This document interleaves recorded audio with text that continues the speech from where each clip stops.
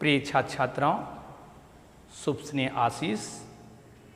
मैं वीरेंद्र कुमार सिंह, प्रधानाचार्य नवजीवन inter college पढ़रवा, जनपद कुशीनगर। आज हम एक क्लास में कक्षा 10 के छात्र छात्राओं के लिए गणित विषय के अंतर्गत प्रकरण वास्तविक संख्याएं, जिसे आप रियल नंबर्स कहते हैं, इसकी चर्चा करेंगे। वास्तविक संख्याएं जिसे अंग्रेजी में रियल नंबर्स के नाम से वास्तविक संख्याओं को हम जानते हैं, इसकी चर्चा हम करेंगे।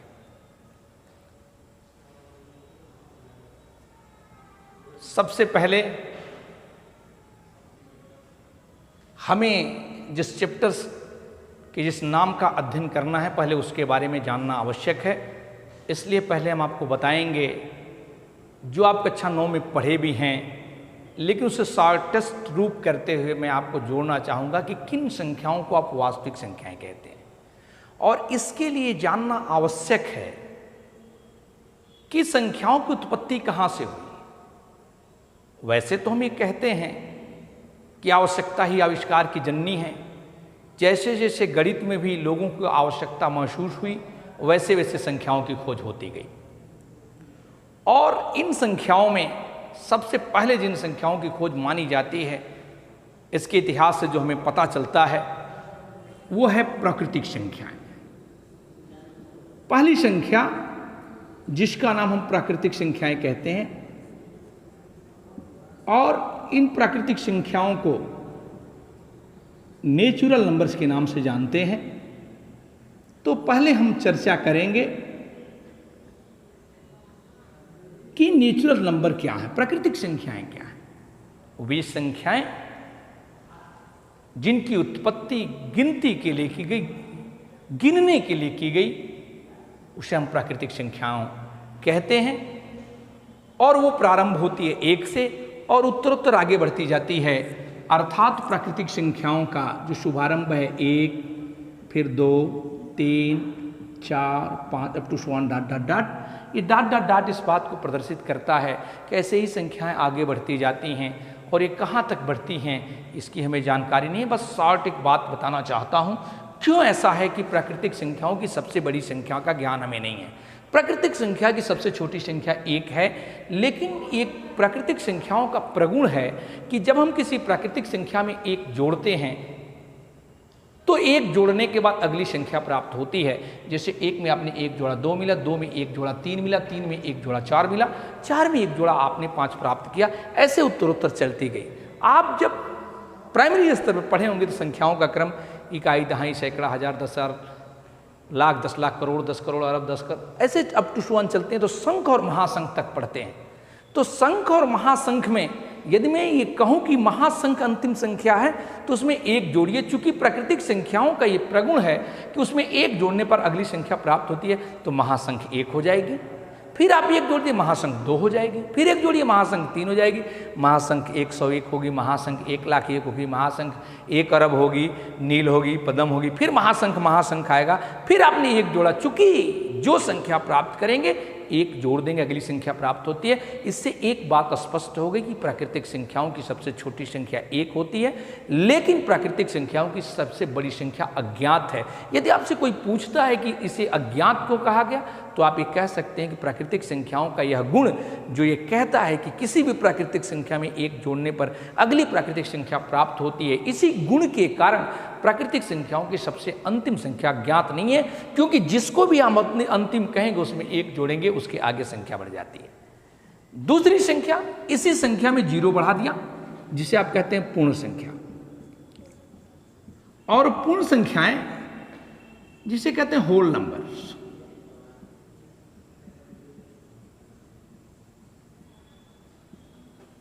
इस प्राकृतिक संख्या में एक संख्या बस जोड़ दी गई, बढ़ा दी गई तो संख्या होल नंबर्स के रूप में प्राप्त होती है। वह संख्या क्या थी? जीरो। जीरो आप जानते हैं शून्य का आविष्कार भारत के आर्यभट्ट ने किया था। यह जीरो इस संख्याओं को होल नंबर्स के रूप में जोड़ती है।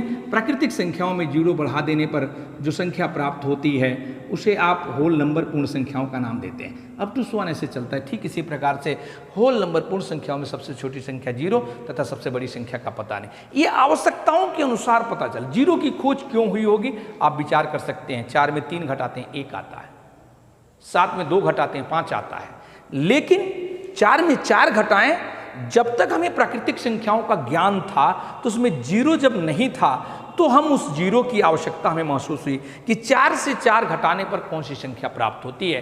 तो 4 से 4 घटाने पर संख्या जीरो प्राप्त होती है। तो इसीलिए यह जीरो का आविष्कार किया गया। जो आर्यभट्ट जो भारत के निवासी थे उन्होंने जीरो की खोज किया था।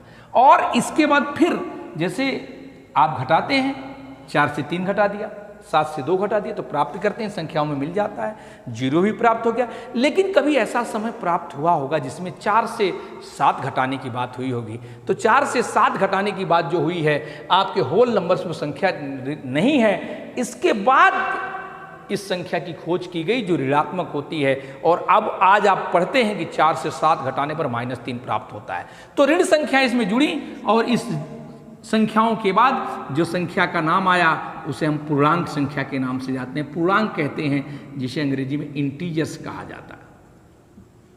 और इंटीजर्स क्या है?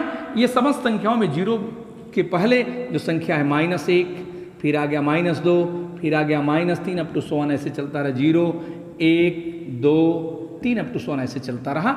इन संख्याओं को आप जो नाम देते हैं ये सभी की सभी संख्याएं पूर्णांक संख्याओं के अंतर्गत आती है। इधर भी डॉट डॉट डॉट मैंने लिखा अर्थात संख्याएं आगे तक बढ़ती हैं, इधर भी डॉट डॉट लिखा अर्थात इसकी संख्याएं पहले हैं। यहीं आपको एक बात बता देना चाहता हूं, बहुत बच्चों को इस बात का कन्फ्यूजन हो जाता है। लोग पूछ देते हैं -3 और -2 में क्या बड़ा है? -3 और -2 में क्या बड़ा है? ये दोनों ऋण पूर्णांक संख्याएं हैं। ये जो ऋण वाली संख्या है ये ऋण पूर्णांक कहते हैं, धन वाली संख्या है उसे धन पूर्णांक कहते हैं। तो -3 और -2 में कौन सी संख्या बड़ी है ये हम बताना चाहते हैं। सामान्यतः लोग जवाब देने में कंफ्यूज हो जाते हैं, लेकिन आप इसको देखिए, ये -2 बड़ी संख्या है। यह -2 बड़ी क्यों है ये मैं आपको समझाना चाहता हूँ। जितनी भी संख्याएं आप देख रहे हैं इस सभी संख्याओं में लेफ्ट से राइट बढ़ने पर, बाएं से दाएं बढ़ने पर ये जो भी संख्याएं प्राप्त होती हैं वो बड़ी होती हैं। जैसे 1 से बड़ी 2 है जो राइट है, 2 से बड़ी 3 है जो राइट है, 1 से बड़ी 3 है क्योंकि 3 राइट है। ठीक इसी प्रकार से -3 से बड़ी -2 है क्योंकि इसके राइट की तरफ आती है। संख्याओं को क्रमवार लिखने पर यदि संख्याएं क्रम से लिखी जाएं तो प्रत्येक दाएं मानने वाली संख्या बाएं वाली संख्या से बड़ी मानी जाती है। और इस प्रकार से पूर्णांकों में ये बातें खत्म होती हैं। इसके बाद बहुत सारी संख्याएं जो इससे चली, लोगों को आवश्यकता पड़ी। 20 में आपने 5 से भाग दिया 4 मिल गया, 30 में आपने 15 से भाग दिया 2 मिल गया। लेकिन कभी ऐसा हुआ होगा कि 15 में 30 से देने की बात हुई होगी, तो 15 में यदि 30 से आप भाग देते हैं तो वो संख्या इसमें निहित नहीं है। इसलिए अब इन संख्याओं की रिकवरी हुई, इन संख्याओं की खोज की गई और वो संख्याएं आई किसके रूप में? भिन्न के रूप में, जो सामान्यतः जानते हैं। और उस संख्या का नाम दिया गया परिमेय संख्या, जिसे कहते हैं रेशनल नंबर। ये परिमेय संख्या जिसे आप रेशनल नंबर कहते हैं वो कौन सी संख्याएं थी? अर्थात ये सभी की सभी संख्याएं जिसमें भिन्न भी जुड़ गया। अर्थात ये सभी चल रहा है, -3 आ गया, -2 आ गया, -1 आ गया, 0 आ गया, 1 आ गया, 2 आ गया। इसके बीच भी संख्या जैसे इसमें आ गया 1/2 आ जाएगा, इसके बीच 1/3 आ जाएगा, इस -1 में आ जाएगा -3/2, इसके बीच आ जाएगा। ये बहुत सारी संख्याएं जो भिन्न के रूप में प्राप्त होती हैं, इसमें जब समाहित की गई उन संख्याओं को हम रेशनल नंबर कहते हैं। और इसको परिभाषित किया गया कि वे संख्याएं जिन्हें आप P/Q के रूप में लिख सकें, जहां P और Q पूर्णांक हो, जहां P व Q क्या हो? पूर्णांक हो, तथा Q ≠ 0, अर्थात Q का मान 0 के बराबर नहीं होना चाहिए। हम इस पर बहुत बहस नहीं करना चाहते क्योंकि हम वास्तविक संख्याओं पे आना चाहते हैं। तो ये जो परिमेय संख्याओं तक का एक गुण आप देखे होंगे, प्राकृतिक में कुछ जोड़ दिया गया संख्या तो पूर्ण हुआ, इसमें कुछ जोड़ा गया तो पूर्णांक हो गया, इसमें भी कुछ संख्याएं जुड़ी ही हैं तो परिमेय हो गया। लेकिन इसके बाद जो संख्या प्राप्त होती है उसमें इससे कोई जुड़ाव नहीं है। वे सभी संख्याएं जो परिमेय नहीं हैं उन्हें हम अपरिमेय संख्या का नाम देते हैं। अर्थात वे सभी संख्याएं जो परिमेय नहीं हैं, और आप पहले से जानते हैं, हिंदी की भाषा में भी जाने होंगे कि अ का मतलब नहीं होता है। अर्थात अपरिमेय संख्याएं, इरेशनल नंबर जिसे कहते हैं। तो ये कौन सी संख्याएं हैं? अ का मतलब मैंने बताया नहीं होता है।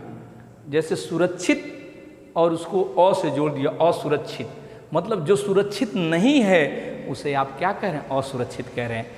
ठीक उसी प्रकार से वे सभी संख्याएं जो परिमेय नहीं हैं उसे अपरिमेय कहते हैं। अर्थात यहाँ तक कि सभी संख्याओं को छोड़ देंगे तो जो संख्या मिलेगी वो इनसे भिन्न होगी और उसे अपरिमेय का नाम देते हैं। और वे सभी ऐसी संख्याएं होती हैं जो करणीगत राशियों के रूप में होती हैं और वो करणीगत राशि से बाहर नहीं आती। जैसे मैंने कह दिया करणी में 3 हो गया, करणी में 7 हो गया, करणी में 12 हो गया। लेकिन मैं कहूँ कि क्या करणी में 4 भी होगा? तो नहीं। करणी में जो 4 है इसको हम लिख सकते हैं +-2 के रूप में। +-2 जैसा कि जानते हैं कोई भी संख्या जब करणी से बाहर आती है तो उस आधार पर आती है कि करणी के अंतर्गत 2 समान संख्याओं का गुणनफल हो, चिन्ह भी समान हो। अर्थात 4 को हम +-2 क्यों लिख रहे हैं? क्योंकि करणी में 4 को लिख सकते हैं +2 × +2, इस आधार पर इसका वर्गमूल +2 प्राप्त करते हैं। और यदि करणी में 4 को लिखना चाहें तो -2 × -2, जैसा कि जानते हैं माइनस का माइनस में गुणा करने पर प्लस प्राप्त होता है। अर्थात -2 × -2 की जो वैल्यू प्राप्त हुई यह कितना होगा? -2। इसीलिए 4 का वर्गमूल +-2 के रूप में लिखा जाता है। अर्थात ये 4 इरेशनल नंबर नहीं है, दिस इज रेशनल नंबर। यह कौन सी संख्या है? परिमेय है। ये करणीगत है लेकिन ये परिमेय है। क्यों है? क्योंकि करणी से हम विरक्त हो सकते हैं, उससे हम P/Q के रूप में लिख सकते हैं। अब आप बहुत लोगों के दिमाग में हो 2 को हम P/Q के रूप में क्यों कहते हैं? 2 को हम लिख सकते हैं 2/1, अर्थात ये P और Q के रूप में हो गया। इस प्रकार से ये अपरिमेय संख्याएं। और एक तरह से जिस टॉपिक्स पर हम पहुंचना चाहते थे, जिस आधार पर हम आना चाहते हैं, जिसकी परिकल्पना इस पूरे चैप्टर में हम करेंगे, वह वास्तविक संख्याएं हैं। तो वे संख्याएं जो परिमेय संख्या और अपरिमेय संख्या के संयुक्त रूप से प्राप्त होती है, दोनों को ऐड करने से प्राप्त होती है, दोनों को मिलाने से प्राप्त होती है, दोनों के सम्मिलन से प्राप्त होती हैं, उन्हें हम वास्तविक संख्याएं कहते हैं। अर्थात आप कह सकते हैं वास्तविक जो संख्याएं हैं वह परिमेय और अपरिमेय का मिश्रण है। अर्थात परिमेय प्लस अपरिमेय को जोड़ने से प्राप्त होता है। ऐसी संख्याओं को हम वास्तविक कहते हैं। एक बात और भी आपको कंफर्म करनी पड़ेगी। बहुत सारे लोग इस बात को समझ तो पा रहे होंगे कि परिमेय और अपरिमेय का संयुक्त रूप, उनका सम्मिलन, उनका योग वास्तविक संख्याएं कहलाती हैं। अर्थात ये संख्याएं जो आप देख रहे हैं ये परिमेय और ये देख रहे हैं अपरिमेय, इनको जोड़ देंगे तो वास्तविक संख्याएं होती। तो इसके जो साधारण भाषा में आप समझते हैं वास्तविक का मतलब जो रियल है, अर्थात उसकी हम माप जान सकते हैं, उसका हम परिमाण जान सकते हैं, उसकी लंबाई जान सकते हैं, उसका किलोग्राम में माप कर सकते हैं। लेकिन इसी के साथ यह भी जानना आवश्यक होगा कि वे संख्याएं जो वास्तविक नहीं होती हैं उन्हें आप क्या कहते हैं? तो उन्हें कहते हैं अवास्तविक संख्याएं, नॉन रियल नंबर जिसे कहते हैं, जिसे काल्पनिक संख्या का नाम दिया जाता है। तो ये वास्तविक जानना इसलिए भी आवश्यक है क्योंकि आप वास्तविक से इसका कंपैरिजन कर सकते हैं। अर्थात अवास्तविक संख्याएं क्या होती हैं, काल्पनिक संख्याएं क्या होती हैं, या नॉन रियल नंबर क्या होता है। जो काल्पनिक संख्याएं हैं वो केवल संख्या, केवल कल्पना की जाती है, उसकी वास्तविकता के धरातल पर कोई वैल्यू नहीं है, उसके वास्तविकता के धरातल पर कोई मान नहीं है। हम उतनी दूरी नहीं चल सकते, हम उतने रुपए आपको वापस नहीं कर सकते, हम उतने रुपए आपसे ले नहीं सकते। उदाहरण के तौर पे मैं कहना चाहता हूँ करणीगत वे समस्त राशियाँ जो ऋणात्मक होती है, जैसे करणी में -4, करणी में -2, करणी में -3, एक तरह से कह सकते हैं कि वे समस्त राशियाँ जो करणीगत राशियों के रूप में हो और ऋणात्मक चिन्हों के साथ हो, उन्हें आप अवास्तविक संख्या, नॉन रियल नंबर या काल्पनिक संख्या या इमेजिनरी नंबर के नाम से उसे हम जानते हैं। तो आखिर ये कैसे, ये काल्पनिक क्यों कही गई? अभी मैंने आपको बताया कि करणी में 4 का मान +-2 होता है, करणी को छोड़ के विरत हो जाता है, करणी खत्म हो जाती है, उसके वैल्यू को हम +2 एंड -2 दोनों मान ले लेते हैं। लेकिन आप इस बात को करिए, करणी में -4, इस करणी में 4 की चर्चा करना इसलिए आवश्यक है क्योंकि आप समझें कि करणी से कोई राशि बाहर कैसे निकलती है। मैंने पहले ही कहा कि वे 2 राशियां जो समान हों और उनके चिन्ह भी समान हों, यदि गुणा किए जाएं तो करणी से बाहर आ जाती है। अर्थात ये +2 × +2 हमने किया, 2 राशियां हैं, वह दोनों समान हैं, चिन्ह भी समान है, इसलिए मैंने +2 लिखा। और इसी में 4 को मैंने क्या लिखा, -2 × -2, तो इसकी वैल्यू -2 आपने प्राप्त किया। तो इस प्रकार से जो वैल्यू हमने प्राप्त, इसका मान -2, इसीलिए करणी में 4 को हम +-2 लिखते हैं। लेकिन आप बताइए, क्या कोई ऐसे 2 समान चिन्ह आपने पढ़ा है जिसका गुणनफल माइनस हो?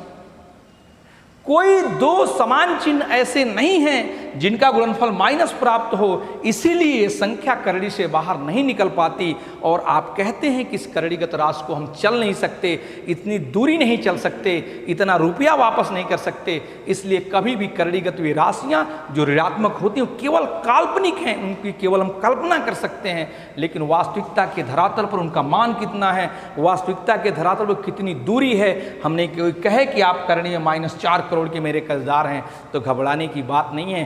करणी में -4 करोड़ वैल्यूलेस है, उसकी वैल्यू नहीं है, हम जानते नहीं को दूरी कितनी है, वो रुपए कितने हैं, इसलिए काल्पनिक संख्याएं जो कही जाती है ये है। इसलिए मैंने आपसे चर्चा इसलिए किया क्योंकि आप काल्पनिक का महत्व समझ सकें, आप ये जान सकें कि वे संख्याएं जो वास्तविक नहीं होती हैं उन्हें हम काल्पनिक संख्याओं का नाम देते हैं। जो आपका टॉपिक्स है, एक तरह से अभी तक जो मैंने चर्चा किया वह इस आधार पर किया कि वास्तविक संख्या जो चैप्टर का नाम है उस संख्याओं को हम क्या कहते हैं। लेकिन उसके बाद थोड़ी सी चर्चा मैं और बढ़ाऊं आपको, जिस चैप्टर के अंतर्गत आप अध्ययन करना चाहते हैं, और वो अध्ययन करने वाली जो चीज़ है, इसमें इन संख्याओं के आधार पर हम 2 टॉपिक्स का अध्ययन करेंगे। एक जो आज हम चर्चा करने जा रहे हैं, यूक्लिड विभाजन algorithms, Euclid division algorithms. Algorithms क्या है? यह भी एक तरह से सत्यता की पराकाष्ठा है। एल्गोरिथम्स जो हम बात कहते हैं उसको सत्य मानते हैं, तो एक तरह से यूक्लिड डिवीजन, यूक्लिड विभाजन कह लीजिए, एल्गोरिथम्स।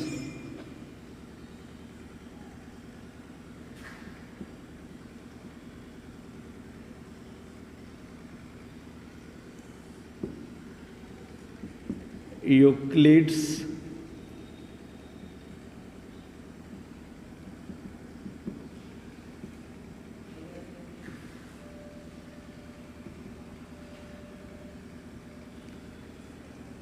वास्तव में डिवीजन से जुड़ा हुआ टॉपिक्स।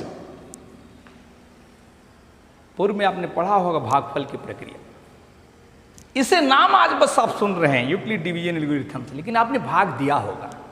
किसी भी संख्या में किसी संख्या से आप भाग देते हैं तो 2 चीजें प्राप्त होती, एक प्राप्त होता है भागफल और एक प्राप्त होता है शेषफल। और इसी को एक प्रमेय के रूप में, इन्हीं को एक सूत्र के रूप में जो जोड़ने का काम किया गया, उसे यूक्लिड विभाजन एल्गोरिथम्स के नाम से, यूक्लिड डिवीजन एल्गोरिथम्स के नाम से जाना जाता है। ये क्या है? ये यूक्लिड डिवीजन प्रमेय है, ये एक तरह से स्टेटमेंट है जिसको हम बाद में लागू कर सकते हैं। इसकी सत्यता हम मानते हैं, इसके सिद्ध किया गया है, उसको हम लागू करेंगे। तो ये डिवीजन से कैसे जुड़ा हुआ है ये मैं बताना चाहता हूं। वास्तव में आप जो शुरू में पढ़े होंगे कि कोई भी संख्या जो भाज्य होता है, अर्थात जिसमें भाग देते हैं, वह भाजक गुणे भागफल धन शेषफल से जुड़ा होता है। उदाहरण देता हूं, मान लीजिए 24 में आपने भाग दिया 5 से, तो जो 5 से भाग दिया, 5 चौके 20, ये क्या बचा 4। इससे थोड़ा समझने का प्रयत्न करिए। ये जो 5 है वही भाजक है, जो 4 है वह भागफल है, जो 24 है वह भाज्य है, और जो 4 है वह शेषफल है। आपने इसे पढ़ा होगा, और इसीलिए इसको मैं ऐसे लिखूं तो लिख सकता हूं 24 बराबर 5 गुणे 4 + 4, अर्थात ये भाज्य, ये भाजक, ये भागफल और ये शेषफल। तो जो यूक्लिड विभाजन एल्गोरिथम जो प्रमेयिका थी उसमें क्या कहा गया कि यदि 2 धनात्मक पूर्णांक संख्याएं हों ए और बी, इसके थ्योरम्स की थोड़ा बात कर लो। 2 धनात्मक संख्याएं ए और बी हों और इसमें यदि बी लेस देन ए हो, तो ऐसी परिस्थिति में Q व R का अस्तित्व होगा, अर्थात एग्जिस्ट करेंगे, जहां A बराबर B into Q plus R। A क्या है? भाज्य है। B क्या है? भाजक है। Q और R जिसका अस्तित्व होगा, अर्थात भागफल और शेषफल निश्चित तौर से उपस्थित होंगे भागफल की क्रिया में, जहां A बराबर B into Q plus R। अर्थात यूक्लिड डिवीजन एल्गोरिथम्स के हिसाब से किसी भी संख्या को यदि उसमें से एक छोटी है और एक बड़ी है तो उसे हम इस रूप में लिख सकते हैं, लेकिन यहाँ खासियत है कि R लेस देन B होना चाहिए, अर्थात R का मान B से छोटा होना चाहिए। वैसे तो R का मान 0 से बड़ा, 0 के बराबर या B से छोटा होना चाहिए, अर्थात जो रिमाइंडर्स प्राप्त होता है, जो शेषफल प्राप्त होता है, सर्वथा भाजक से कम होना चाहिए। और इस प्रमेयिका के आधार पर हम किसी संख्या को इस प्रमेय में समाहित कर सकते हैं, इस प्रमेयिका के आधार पर उसे हम समायोजित कर सकते हैं। जैसे मैं कहना चाहूँ कि यदि लिखा जाए वो 57 और 5 या 6, इसको हम लिखना चाहते हैं 57 और 6 को किस रूप में? यूक्लिड डिवीजन एल्गोरिथम्स के रूप में लिखना चाहते हैं। अर्थात इसको कैसे लिखें? सही में तरीका तो यही है भाग देने का, लेकिन इसे हम लिख देंगे 57 हो गया, इसको हम लिखना चाहते हैं 6 के साथ, तो 6 गुणे 9, 6 9 54, क्या बचा? 3, अर्थात 3, अर्थात इस संख्या को हम लिख दिया 57 = 6 × 9 + 3। अब यहाँ गौर करिए, यह भाज्य है, यह भाजक है, यह भागफल है, यह रिमाइंडर है। तो एक तरह से यूक्लिड डिवीजन एल्गोरिथम्स का उपयोग हम 2 संख्याओं के महत्तम समापर्त को ज्ञात करने में करते हैं। 2 संख्याओं का महत्तम समापर्त हम कैसे ज्ञात करते हैं, इसके उपयोग के बाद ये मैं चर्चा करूंगा। लेकिन इस बात का ध्यान आपको होना चाहिए कि चूंकि यह CF आप पहले भी पढ़े होंगे, गुणनखंडों के आधार पर उन संख्याओं का हम महत्तम समापर्त ज्ञात करना पढ़े हैं, लेकिन आज जो हम चर्चा करेंगे वह चर्चा होगी यूक्लिड डिवीजन एल्गोरिथम्स का उपयोग करके 2 संख्याओं का महत्तम समापर्त आप कैसे ज्ञात करते हैं। तो यूक्लिड डिवीजन एल्गोरिथम्स का उपयोग करते हुए हम महत्तम समापर्त ज्ञात करने की चर्चा आज करेंगे, और उस चर्चा में हम इस बात का ध्यान रखेंगे कि जिन 2 संख्याओं को इस डिवीजन्स के रूप में लिखना चाहते हैं उसी प्रक्रिया को हमें लागू करना है। और यूक्लिड डिवीजन एल्गोरिथम्स की प्रक्रिया को हम तब तक लागू करते चले जाएंगे जब तक कि रिमाइंडर 0 ना आ जाए, अर्थात हम 2 संख्याओं का महत्तम समापर्त ज्ञात करने के रूप में जिस मेथड का हम उपयोग करना चाहते हैं, महत्तम समापवर्त्य, जिसे कहते हैं हाईएस्ट कॉमन फैक्टर, इसे शॉर्ट में लिखते हैं मौसप, और इसी को हम लिखते हैं highest common factor HCF, highest common factor. अर्थात दो किसी भी संख्याओं का महत्तम समापर्त ज्ञात करने के लिए यूक्लिड डिवीजन एल्गोरिथम्स का आपको उपयोग करना है, और उसके लिए कुछ नहीं करना है, केवल सामान्य प्रक्रियाओं को लागू करते चलना है। और ये प्रक्रिया कैसे होगी थोड़ा गौर करेंगे, मैं एक उदाहरण से बताऊंगा, उसके पहले इस मेथड का इस्तेमाल, मान लीजिए A और B का मुझे ज्ञात करना है, क्या HCF। तो मैंने क्या लिखा, A equal to B into Q plus R। इसको A और B को, A बड़ा और B छोटा, हमने B into Q plus R लिखा। पहला स्टेप यही हमने कार्य किया। दूसरे स्टेप में क्या हो जाएगा, जो R होगा R change into B, sorry R change into B, R change into B and B change into A, यही कार्य होना है। यह A बराबर B into Q plus R रखा, तो उस दूसरे स्टेप में यह हम तब करेंगे जब R नॉट इक्वल टू 0 होता है। R नॉट इक्वल टू 0 होने की परिस्थिति में हम पुनः उस डिवीजन एल्गोरिथम्स को लागू करेंगे। यदि पुनः दूसरे स्टेप में भी शेषफल का मान 0 नहीं आया, रिमाइंडर की वैल्यू 0 नहीं प्राप्त हुई, तो पुनः उसको हम लागू करेंगे, और यह प्रक्रिया तब तक लागू करते चलेंगे जब तक कि रिमाइंडर्स का मान अर्थात शेषफल का मान 0 ना आ जाए। जैसे ही शेषफल का मान 0 आएगा, ये प्रोसीडिंग चलती रहेगी, तो जो लास्ट का यूक्लिड डिवीजन एल्गोरिथम्स होगा उसमें जो भाजक होगा अर्थात B का जो मान होगा, अर्थात B की जो वैल्यू होगी, वही HCF के रूप में कार्य करेगा, अर्थात वही उन दिए जाने वाली दो संख्याओं A और B का महत्तम समापर्त होगा। ये बात जो मैं कह रहा हूं A और B, शायद आपको बहुत बातें हमारी समझ में ना आए, लेकिन इसको मैं जैसे ही उदाहरण के माध्यम से आपसे समझाने का प्रयत्न करूंगा, आप मेरी सारी बात क्लियर कर देंगे। जैसे मैं कहना चाहता हूं 54 एंड 18, नहीं 24 कर लीजिए। 54 एंड 24 अर्थात 54 और 24 का हम मौसप ज्ञात करना चाहते हैं। यह मौसप किस आधार पर ज्ञात करना, यूक्लिड डिवीजन एल्गोरिथम्स का उपयोग करके ज्ञात करना है। तो यूक्लिड डिवीजन एल्गोरिथम्स हम देखेंगे, इसमें छोटी संख्या और बड़ी संख्या कौन है। 24 छोटी है, 54 बड़ी है, अर्थात A के रूप में 54 आगे। एक तरह से कह सकते हैं कि यह मान A के रूप में और यह मान B के रूप में।